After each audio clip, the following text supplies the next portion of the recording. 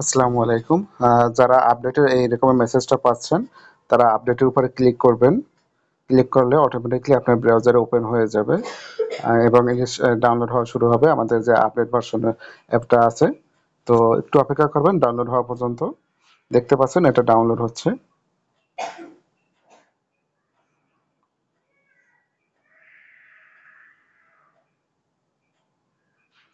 Download হয়ে গেলে এটা ওপেন করে দিবেন, ইনস্টল করে দিবেন।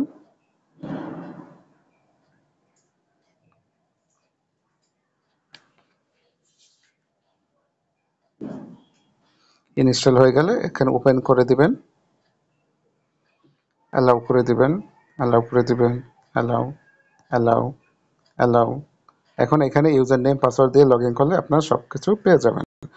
একটা ইম্পর্টেন্ট জিনিস, সেটা হলো আপনি যে যে আপডেট ভার্সনটা আসছে সেটা আপনার আলাদা অ্যাপ পাবেন। আগের ভার্সন যদি থেকেও থাকে এবং আপনি নতুন যেটা আসছে দুটো আলাদা অ্যাপ পাবেন। তো যদি দেখেন যে আপনার আগের ভার্সনটা ওপেন করলে আপডেটস আসছে, তার মানে আপনি অন্য অ্যাপটা আপনার ওপেন করতে হবে। যেমন দেখেন আমি যখন এই অ্যাপটা ওপেন করি, এখানে কিন্তু আমার লগ ইন করার জন্য অপশন দিচ্ছে।